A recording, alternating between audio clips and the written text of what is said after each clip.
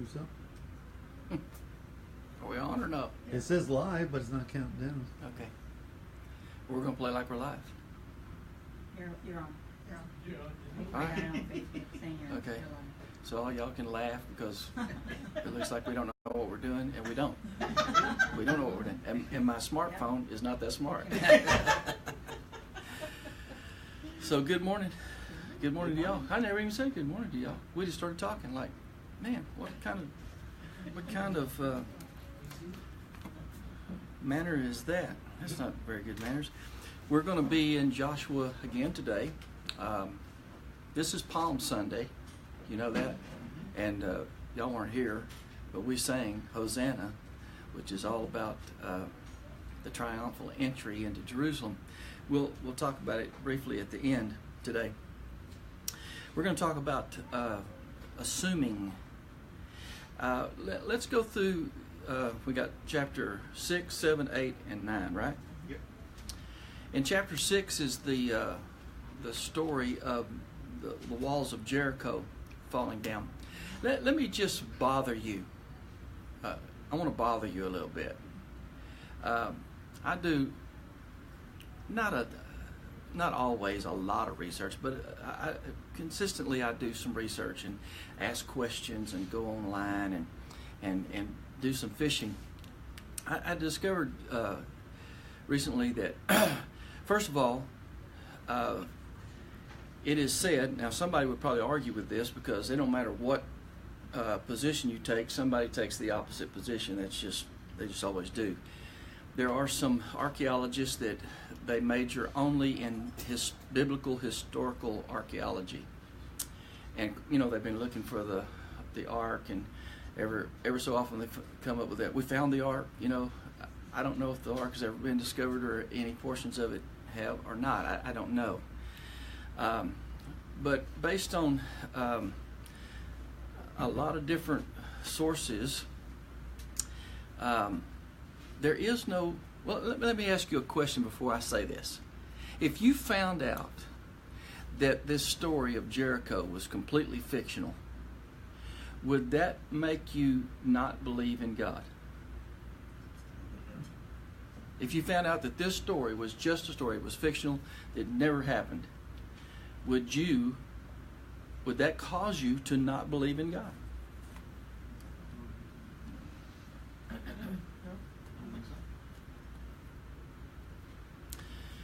Or any of the stories, for that matter. Here's the thing, and we could talk about this for a long time. I don't remember not believing in God, even before I could tell you any of the Bible stories. I can't say this completely authoritatively, but I've never seen a National Geographic film. I've never read about any culture on this planet. I'm not saying it doesn't exist. I'm just saying I have not encountered any culture that does not have a belief in God. Now, this culture may not know anything about Jesus. They may not know anything about the Old Testament as we do, but they have a concept and they believe in God. Most cultures, if not all cultures. I can't say all cultures do because I don't know. But everything that I've seen does have some kind of belief system in the divine. So, believing in God, I don't think, for most people, is based on whether or not everything in this book is literally true. I don't think. First of all, if you believe in the New Testament at all, you know Jesus told stories. He made them up. They're called parables. You know that, right? So the story of the prodigal son didn't really happen. You know that, right? That didn't hurt your feelings, did it? The parable of the prodigal son, that didn't happen. That's a story Jesus made up and told because it has a truth in it. And so if you found out that Jericho was a similar thing, that it was a parable rather than an actual event, I don't know about you, but that wouldn't destroy my faith in God at all. The reason why I bring this up is because there's a lot of evidence. Well, there's a lack of evidence, let me say, that this ever happened archaeologically. They can't discover anything. If you make any historical research, there's nothing that has ever been discovered archaeologically that supports this story, that even supports the walls, you know. And so I could have just taught and not even broached that at all. But I feel like if you can survive me just putting that out there, that it could help you have a better relationship with God. Because God is way bigger than the story of Jericho. But this story of Jericho holds some tremendous, and in my way of thinking, principles that I have practiced in my life. I dare say you probably have too, and if not, you certainly can after today, after we talk about it. I've had Jericho experiences in my life. I've had God show up in my life as dramatically to me as the story of Jericho. Now, the story is that there was real explicit instruction given to Joshua with regard to how to take Jericho. These walls were said to have been thick enough to have chariot races on top. It was a big deal. And in the biblical account, you know, this was a place that people had not been able to breach these walls. So it was going to take something extraordinary to conquer this city. And here's what the divine instruction was. Get your priest in front, get the ark, let them carry the ark, let 7 priests blow 7 horns, and every morning for 7 days y'all get up and you walk around this, you march around this wall being led by the horn-blowing priest and the ark-bearing priest. But you don't say anything. Don't open your mouth. Be completely quiet. Now, you know, if people would do this, you think about Israelites that say, okay, I'm going to do this. I'm going to walk and I'm going to walk and I'm not going to talk. And you know, we're going to go all the way around this thing, one complete time, every day, for 7 days. On the 7th day, we're going to do it 7 times. So, you know what they're doing? They get 6 days of practice. You know, because this is a marathon. You know, they're getting their Spartan run in. The Spartan race is happening. You know, and that's if you don't know, that's something that Amanda has engaged in, the Spartan race. And she's a tough gal. I mean, that's the reason why Daniel behaves himself so well. But you practice, you get all. So the story includes this time of physical preparation, because on the 7th day we're going to go around this thing 7 times. On the final time around, on a signal, the horns are going to blow and everybody's going to shout. According to the story, they did this. When they did it, the walls fell flat. No human effort other than this is... I was raised in a church where we used to have victory marches. Did y'all ever do that? You ever in a church you had a victory march, you know? And it's like, I get tickled because it's amazing what people will make a ritual in a given religious practice. I'm not making fun of it. I'm just saying, ever so often, man, in our church, we'd have a victory march. And it'd be announced, say, we're fixing to have a victory march. They'd grab a tambourine, start beating the tambourine, and whoever was going to lead it started leading. They'd go all the way around. Are y'all ignoring me? And they'd go all the way around the church, and we'd do it, and they'd sing. They usually sing when the saints go marching in. That's what they'd sing. When the saints go marching in, and they'd beat the tambourine. And, you know, sometimes they'd get real hooping and hollering and dancing, and all kinds of stuff would happen, you know.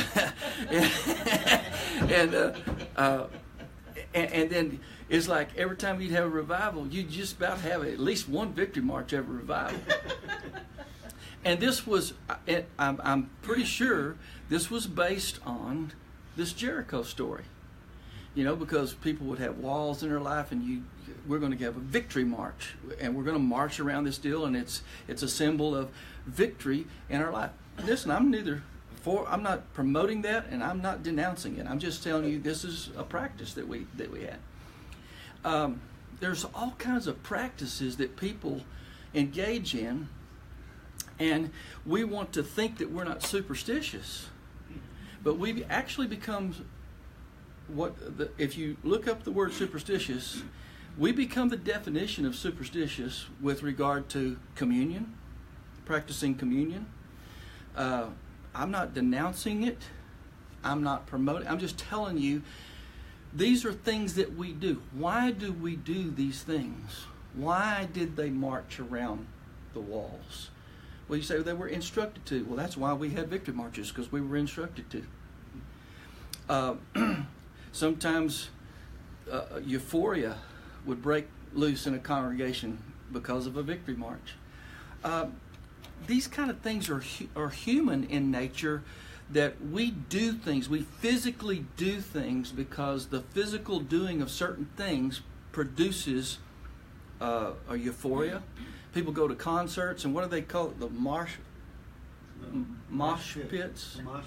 Mosh pits.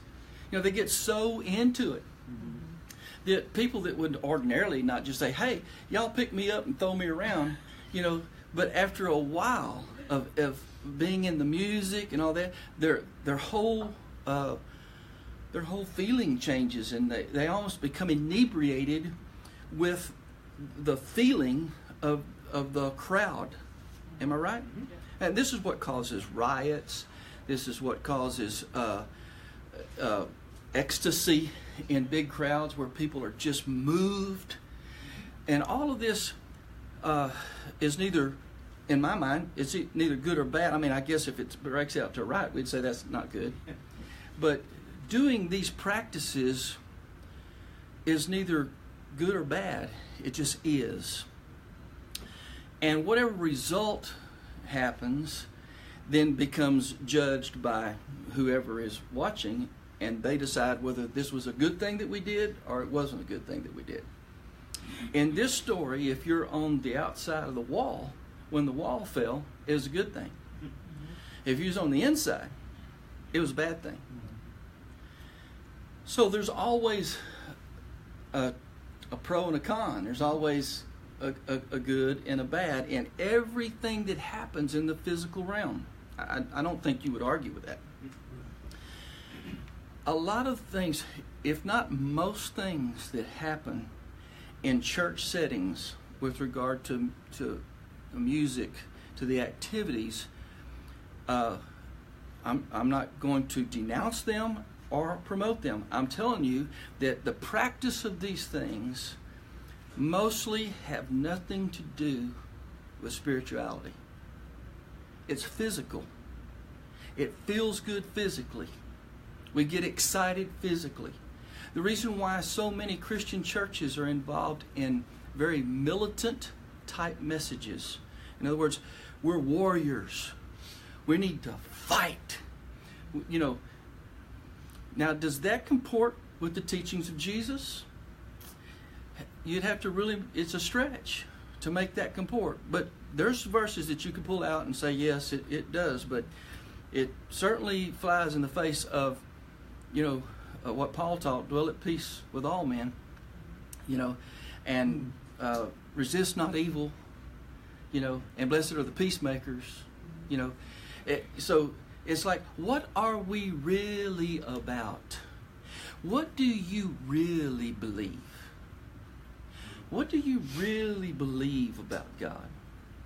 I was looking, I watched an interview of, I wish I would remember her name. Some of you may know her. She's a contemporary atheist that is also a doctor. She's a PhD. And she loves the Bible. How weird is that? So the guy interviewing her asked her why she loves the Bible. Because she believes that Moses is a mythical character, that Abraham is not even real. She believes that all of this is just literature, it's just a story. But he said, so why does it matter? She says, because almost all of Western civilization is based on this book. And he said, oh. And so they started having jokes about certain things in the Bible. And I wouldn't do that to... and I don't think she was really even trying to be offensive. She was just being who she is. And so I started looking at atheism and theism. And I've done this before, but I went into things that seemed to have like no dog in the hunt. You know what I'm saying? Just objective third party. And the consensus is it takes a lot more faith to be an atheist than it does to be a theist. Thus, why no matter what culture you go into, that culture believes in something bigger than them. And to believe that everything that we know is based on cause and effect. In other words, there's intelligent design in everything that we do. These chairs are here and you're sitting on them because they've been created twice. First they were created in somebody's mind. And then they were physically manifest or created so that you could sit on them. And that's the way everything is. That no matter what you see, what you experience, everything that appeals to your five senses started out with an intelligent design and became manifest. So to think that the Big Bang, if you believe in the Big Bang Theory, that it happened just accidentally, and then after that accident, everything became intelligent, it just stretches, it stretches the ability to believe, so that if you really do believe that, you've got tremendous faith. Because there's no logic to it. So you get into these arguments with theists, can you prove the existence of God? And then the theist says to the theist, can you prove the non-existence of God? And so you're just in this limbo. You can't move. Because if a person is inclined to not believe that God exists, it don't matter what you say. They're already predisposed to God doesn't exist. So you can't prove it. And this probably is the worst way to try to prove God. If you're going to try to prove God using this, that's probably the worst way possible.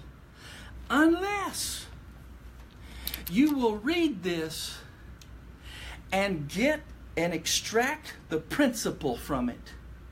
Try it out in your life. If it works, and it works over and over again, you finally come to the conclusion, it's scientific. Are y'all with me? That there's something to this. Now, if you could prove it conclusively to me, now there's also people that believe that Jesus is just an idea, that Jesus didn't actually live. But in research, there's enough historical evidence to support that Jesus, the man, actually did live. Now, the sources that bolster that the most to an unbeliever would not be Matthew, Mark, Luke, and John. It would be Josephus, the Jewish historian, Pliny, the Roman politician, and Tacitus, the Roman historian. Because these three sources agree that Jesus, the man, existed. Now, they didn't like him. So there's no bias. They're not trying to sell you something, because Josephus thought that Jesus was an imposter, that he was a magician, and that he misled people. And Pliny wasn't any higher on him, and certainly Tacitus, the Roman historian, didn't have favorable things to say about Jesus. So, if you could completely take all,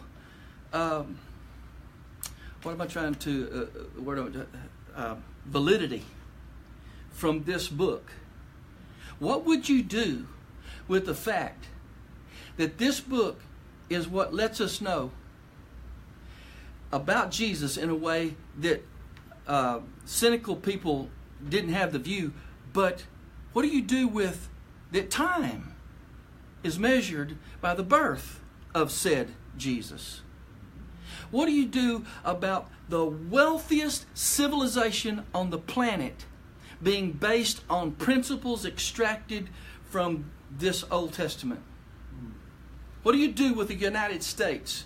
And there's plenty of people in the United States say, oh no, we're not based on Judeo-Christian principles. But bless their hearts, they just have the right to be wrong. Because we absolutely, this United States, the Constitution is absolutely unequivocally predicated on principles extracted from a Judeo-Christian point of view. No question about it.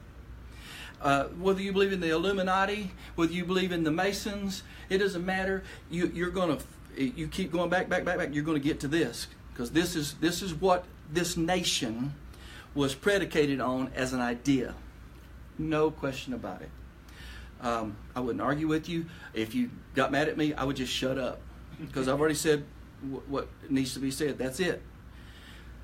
That is without dispute in my mind. What is your relationship to God?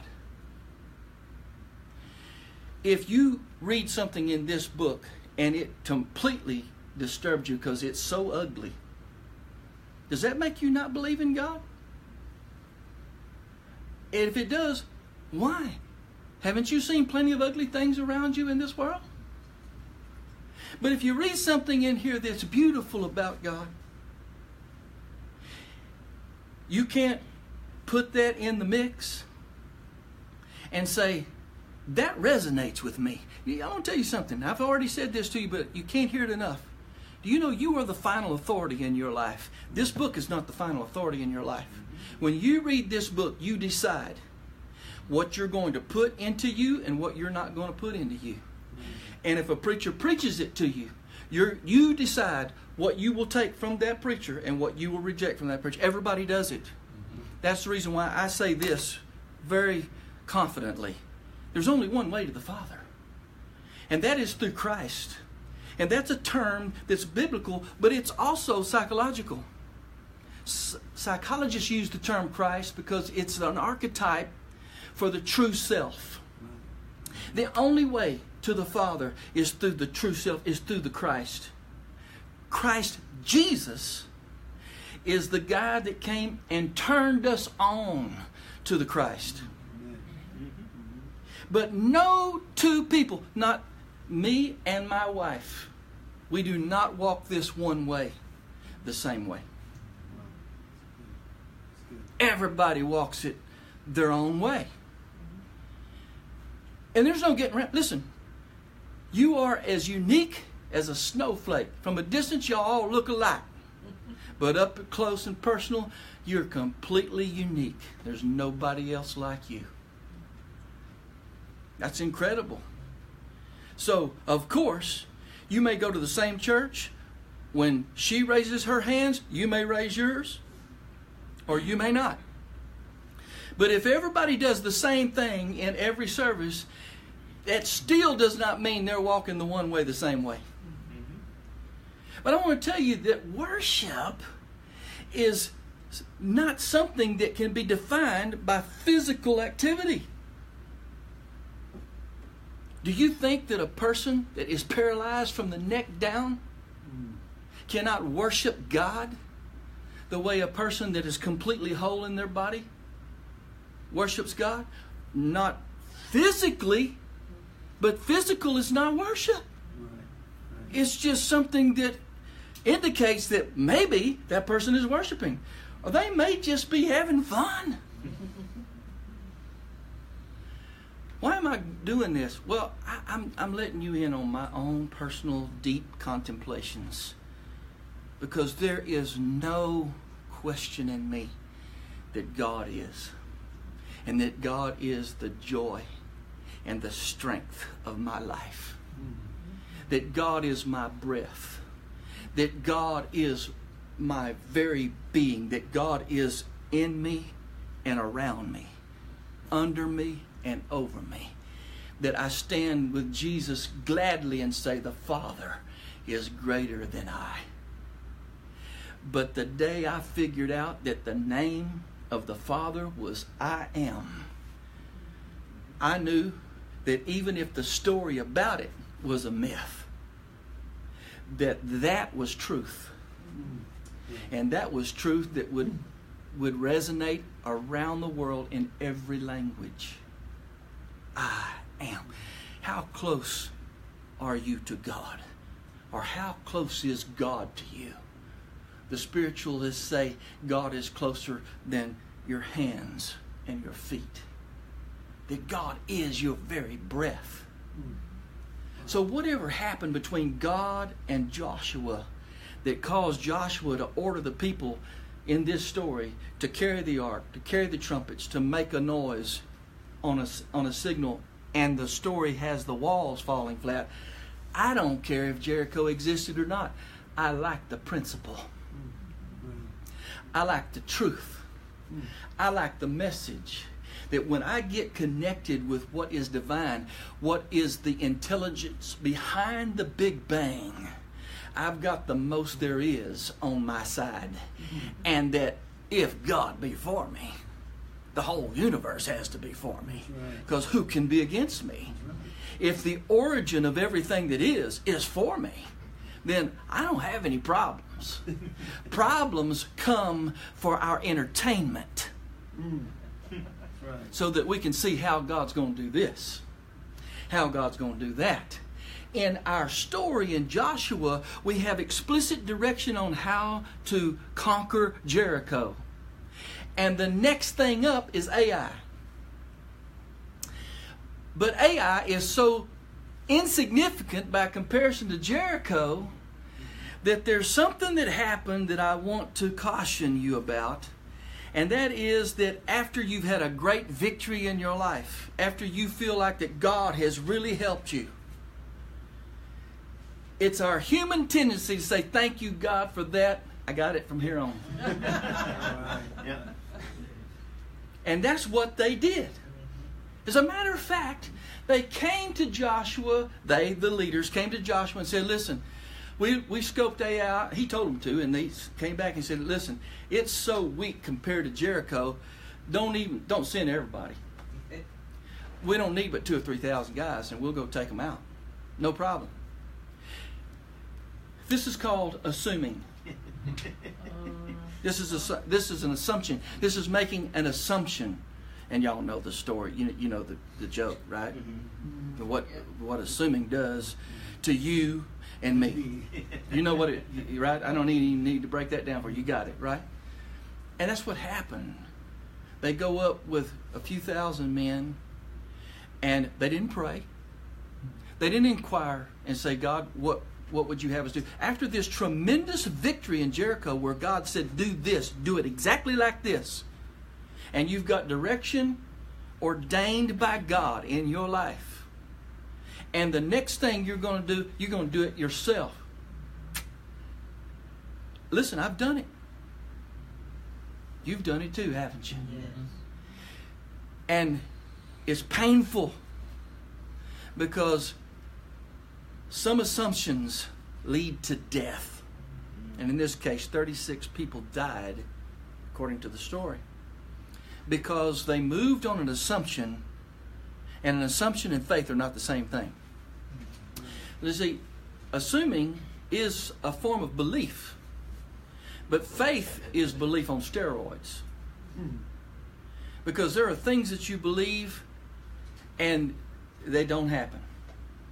But when you have faith, you have substance. You can believe that you're going to get a piece of property. This happened to me. I believed we were going to get a piece of property. We didn't get it. But I had not actually entered into that area of faith where I had walked I had walked on the property, but not walked it to, here's where I'm going to put the building. Here's where we're going to build. And this is what it's going to feel like. You see, when you have faith, it's already a done deal, and you're sitting back watching it happen outside the way it's already happened on the inside. That's faith. That's not an assumption. Assumption is totally different. Assumption is based on a form of logic. Now, faith is too. But faith is carrying the logic into a place inside you where the kingdom is. Good. where you can feel it, where the Lord sits on the throne with the rod of rule. But assumption is just, well, look, we whipped Jericho easy. AI is so little. Artificial intelligence is just no big deal. See, artificial intelligence is what assumptions are. It's intelligent because it's based on logic, but it's not real. It's artificial. It's AI. I could have made that the title of this sermon, but you'll remember that. Yeah. So here they come running. They're scared. And all of a sudden, they go from victory to absolute despair. Oh my God. Their hearts melted because AI just beat them silly. Now they pray. Now Joshua has a little talk with Jesus. You know, it's like, what just happened? And information comes out.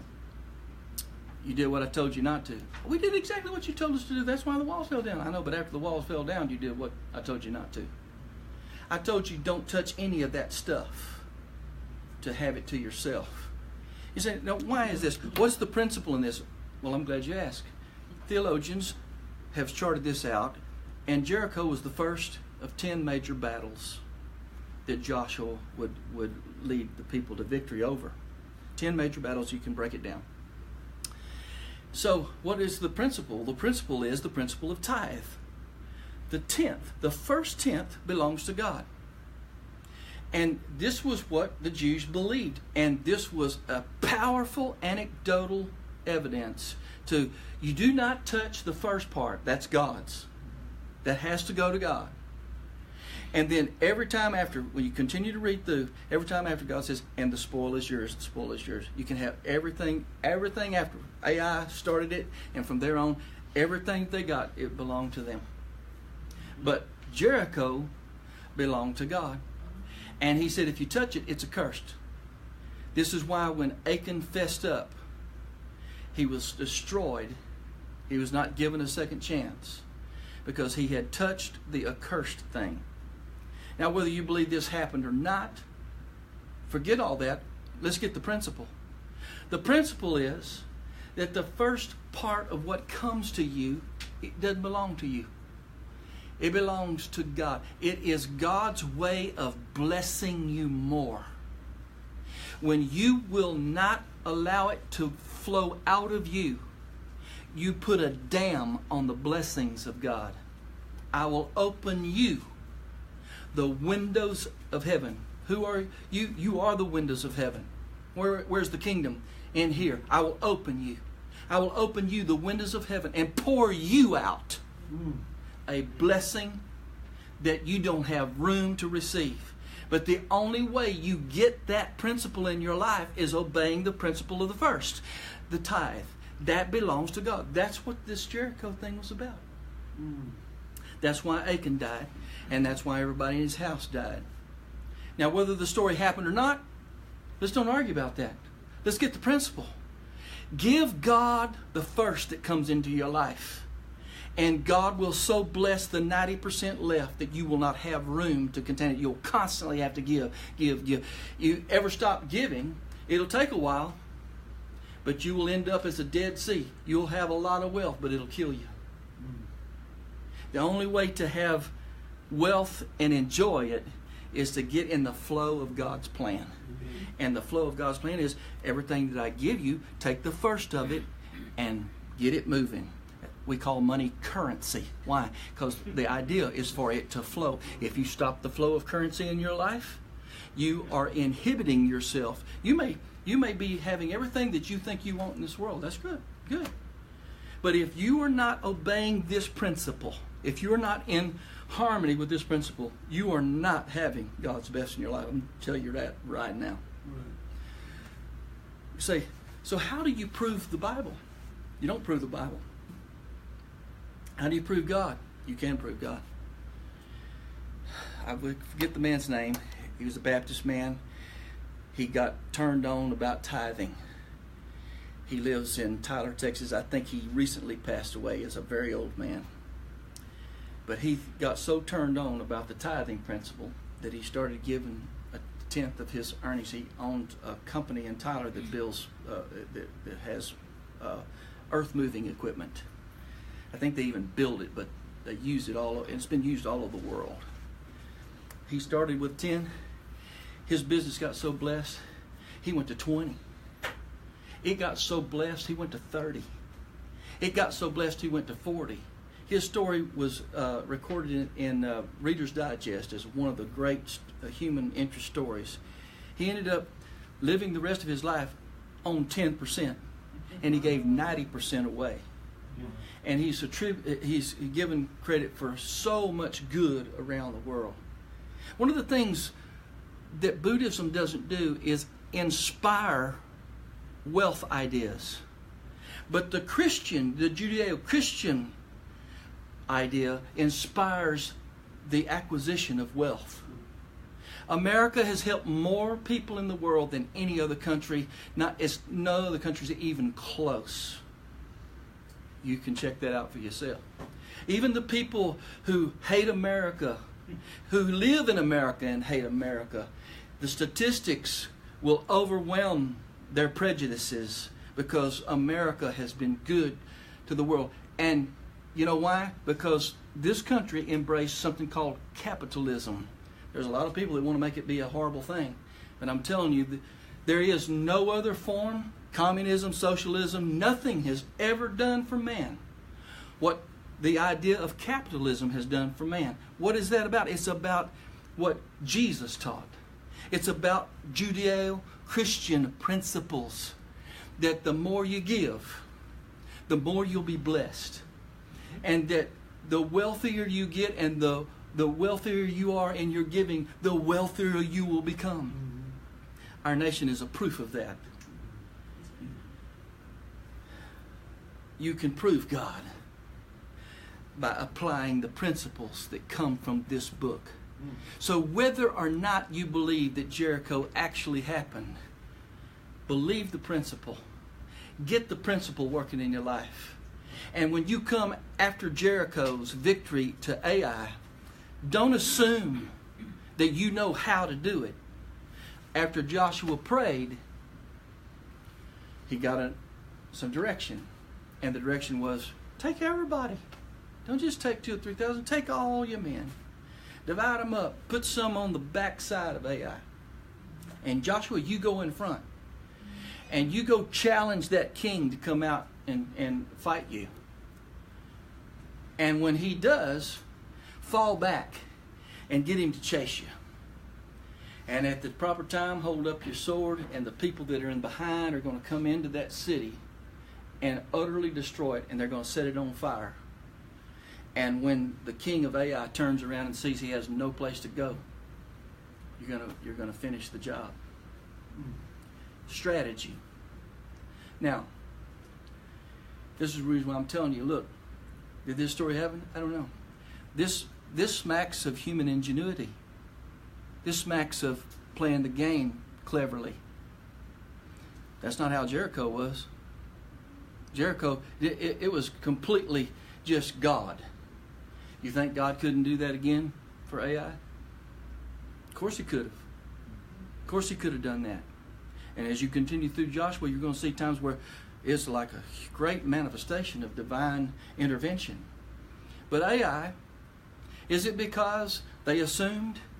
So if you're going to assume, I'm going to help you, but here's the way you're going to do it, and it's going to be strategy. And the strategy is trickery. So after they did defeat Ai, what happened next? Some people that live right next door played a trick on Joshua. Is this karma? They played a trick on him.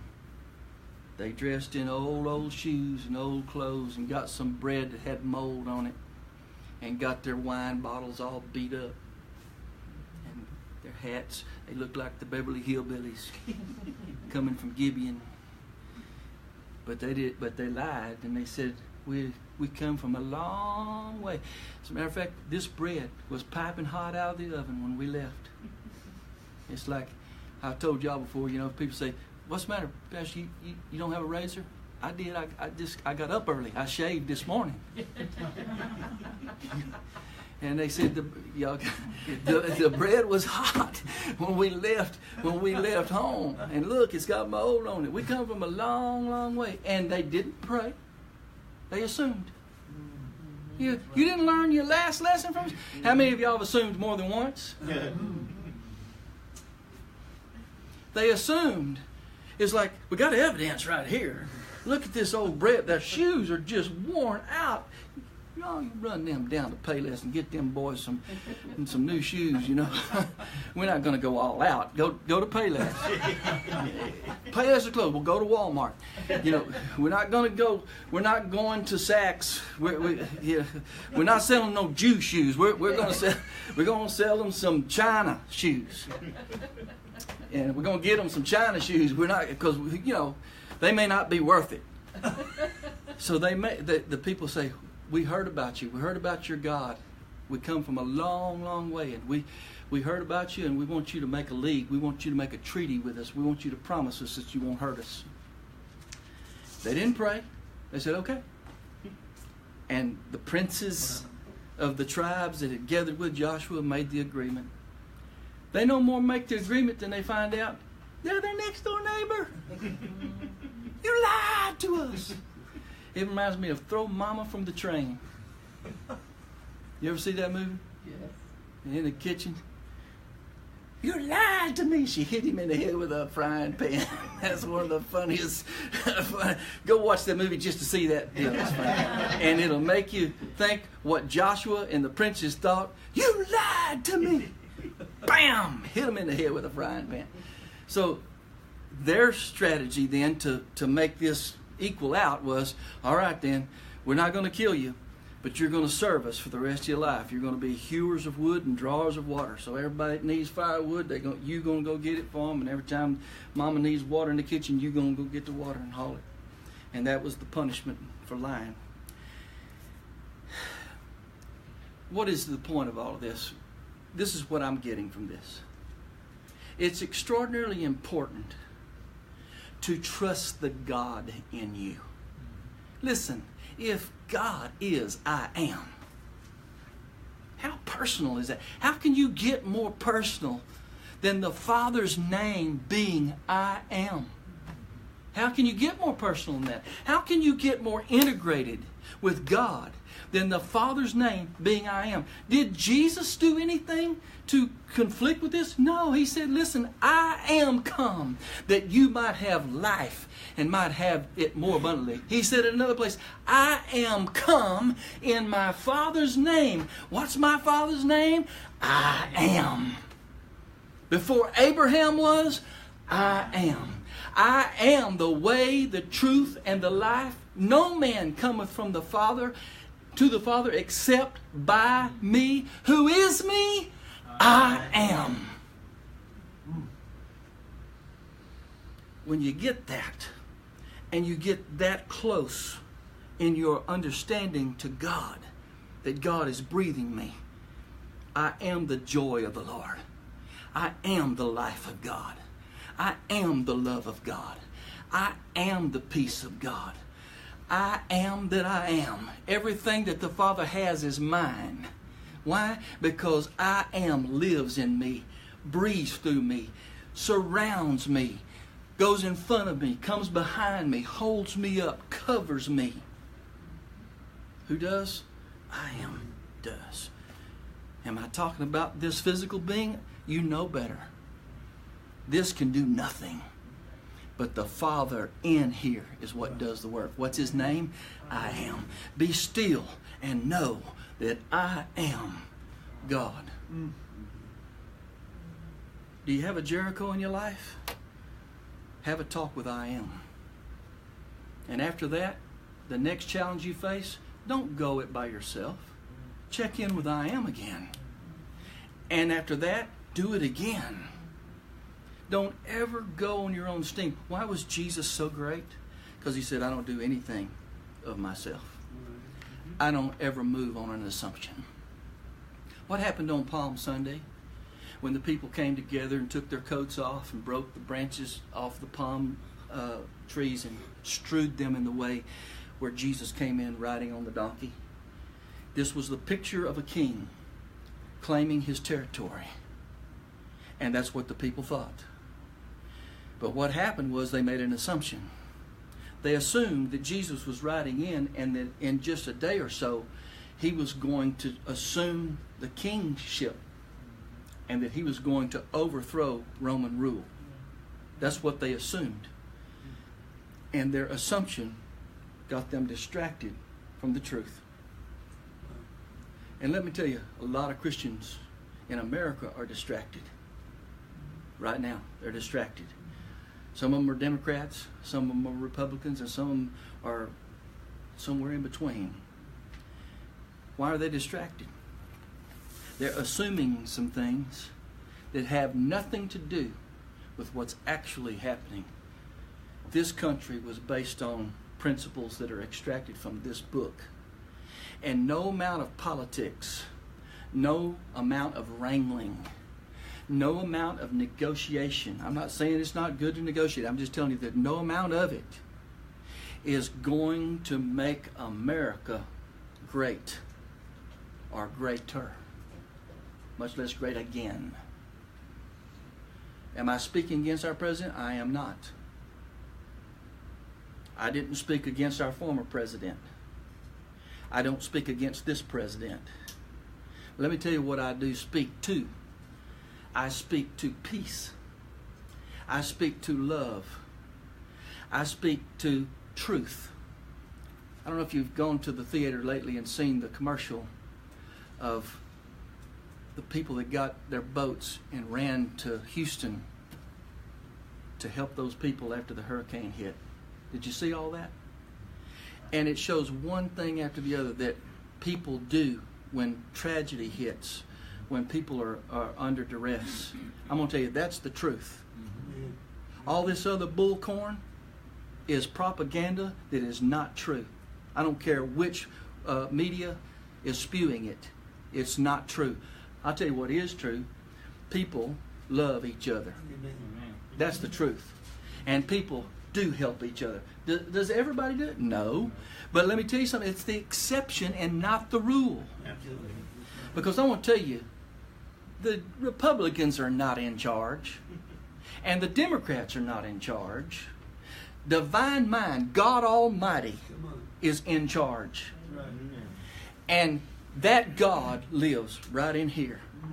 No matter if you call yourself a Democrat or a Republican, that God lives right in here. And that God is for you. And if that God is for you, who's going to be against you? I posted something on Facebook. It bears repeating today, and I'm over time, but I'm not even going to apologize for it today. That when you operate in the Christ mind, an opinion is unnecessary. Because in the Christ zone, there's neither male nor female. Who cares what people say about gender? In the Christ zone, it doesn't even exist. There's neither male nor female. There's neither bond nor free. There's neither Jew nor Greek. Not in the Christ zone.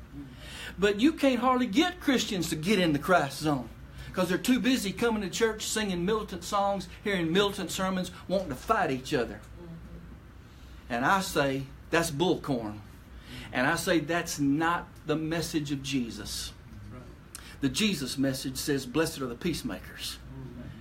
And I have opinions in this realm, but I'm starting to learn, keep them to myself. And don't be saying things that create adversity. Say things that create peace. Say things that promote love. Because that's the truth of my being. And that is the truth of your being. It'd be so wonderful if all of America would have a real revival and stop saying I'm a Democrat and I'm a Republican and say I'm a child of God. Amen. Is there an amen in this house? Amen. Is there an amen on Facebook? Type it out and put it on there and tell me that you say amen. God bless you. God keep you. Let His face smile on you.